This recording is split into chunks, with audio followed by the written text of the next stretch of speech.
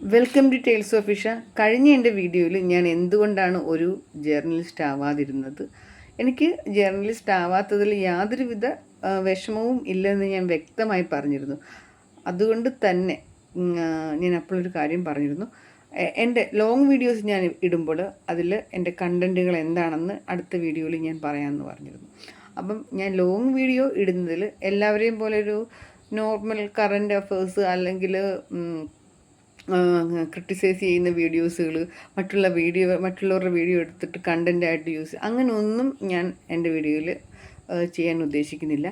എനിക്ക് കുറച്ച് ഇൻട്രസ്റ്റിംഗ് ആയിട്ടുള്ള കുറച്ച് കാര്യങ്ങളുണ്ട്. എൻ്റെ കുട്ടിക്കാലം തൊട്ട് ഞാൻ ഒരുപാട് താല്പര്യത്തോടു കൂടിയും ആകാംക്ഷയോടുകൂടിയും കണ്ടിരുന്ന കുറച്ച് കാര്യങ്ങളുണ്ട്. അതിനെക്കുറിച്ചുള്ള വീഡിയോസുകളാണ് നിങ്ങളുമായിട്ട് ഷെയർ ചെയ്യാൻ ഞാൻ ആഗ്രഹിക്കുന്നത്. യഥാർത്ഥത്തിൽ ഞാൻ ഈ യൂട്യൂബ് ചാനൽ തുടങ്ങുമ്പോൾ തന്നെ അങ്ങനത്തെ ഒരു കുറച്ച് കണ്ടൻറ്റുകൾ വെച്ച് തുടങ്ങാനായിരുന്നു ഞാൻ ആഗ്രഹിച്ചത്. പക്ഷേ അതിനുള്ള ടൈമൊന്നും എനിക്ക് കിട്ടിയില്ല. അങ്ങനെ ഞാൻ ഷോർട്സൊക്കെ ഇട്ട് പിന്നെ പതുക്കെ വീഡിയോസൊക്കെ ഇട്ടത്. അപ്പോൾ ഇനി അത് താമസിച്ചു കഴിഞ്ഞാൽ എനിക്ക് എൻ്റെ ഈ ആഗ്രഹം പിന്നെയും മുന്നോട്ട് പോകും. അതുകൊണ്ട് തന്നെയാണ് ഞാനിപ്പോൾ ഇങ്ങനെ ഒരു തീരുമാനമെടുത്തത്. അതിനു മുമ്പ് തന്നെ ഞാൻ വേറൊരു കാര്യം ഇത് പറയുന്നതിന് മുമ്പായിട്ട് ഞാൻ പറയാം. കുട്ടിക്കാലം തൊട്ടേ ഒരുപാട് കഥകൾ ഇഷ്ടപ്പെട്ടിരുന്നൊരു വ്യക്തിയായിരുന്നു ഞാൻ. അതിൻ്റെ കാരണം എൻ്റെ അച്ഛനായി എൻ്റെ പപ്പ ഇപ്പോൾ എൻ്റെ കൂടെ ഉണ്ട്.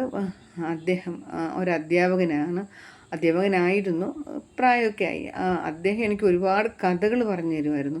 ഭയങ്കര ഇൻട്രസ്റ്റിംഗ് ആയിട്ടുള്ള കഥകൾ. അതിൽ എല്ലാ കഥകളെക്കാട്ടിലും എനിക്ക് ഏറ്റവും ലൈഫിൽ ഇപ്പോഴും മറക്കാത്തതും ഏറ്റവും ആകർഷിച്ചതുമായിട്ടുള്ള ഒരേ ഒരു കഥയായിരുന്നു ഡ്രാക്കുള. ഞാൻ ഏകദേശം ഒരു 10 വയസ്സുള്ളപ്പോഴാണ് പപ്പ ആ കഥ എനിക്ക് പറഞ്ഞു തന്നത്. പപ്പ ആ കഥ പറഞ്ഞു തരുമ്പോൾ അതിൽ ഓരോ കഥാപാത്രങ്ങളും ഇപ്പോഴും എൻ്റെ മനസ്സിൽ ഭയങ്കര ലൈവായി തന്നെ നിൽക്കുന്നുണ്ട്. അതിൽ നായകൻ ഡ്രാക്കുള പ്രഭു തന്നെയാണ്. പിന്നെ അതിൽ മെയിൻ നായകനായ ജൊനാഥൻ, ലൂസി, മീന, അങ്ങനെയുള്ള ഡ്രാക്കുള പ്രഭുവിൻ്റെ കൊട്ടാരം, ഇതൊക്കെ ഞാൻ പിന്നീട് മൂവി കണ്ടു, ബുക്കൊക്കെ വായിച്ചു. എന്നാലും ഇതൊക്കെ കാണുന്നതിന് മുമ്പ് തന്നെ എൻ്റെ മനസ്സിൽ ഒരു സിനിമ പോലെ ഒരു സിനിമയിൽ കാണുന്ന പോലെ തന്നെ എൻ്റെ മനസ്സിലുണ്ടായിരുന്നു. അപ്പം തൊട്ടേ എനിക്ക് ഭയങ്കര ഇൻട്രസ്റ്റിംഗ് ആയിട്ട് തോന്നി കുറച്ച് കാര്യങ്ങളുണ്ടായിരുന്നു. അതായത് ഇതുപോലുള്ള ക്യാരക്ടേഴ്സ്, ഭൂതം, ആത്മാവ്, പ്രേതം, പിശാച്, വാമ്പയറുകൾ, ഇതൊക്കെ എനിക്ക് ഭയങ്കര ഇൻട്രസ്റ്റിംഗ് ആയിട്ടുള്ള ഒരാളാണ്. ഇത്തരം മൂവീസ് ഞാൻ കൂടുതലും കാണുന്നത് ഇങ്ങനത്തെ മൂവീസാണ്.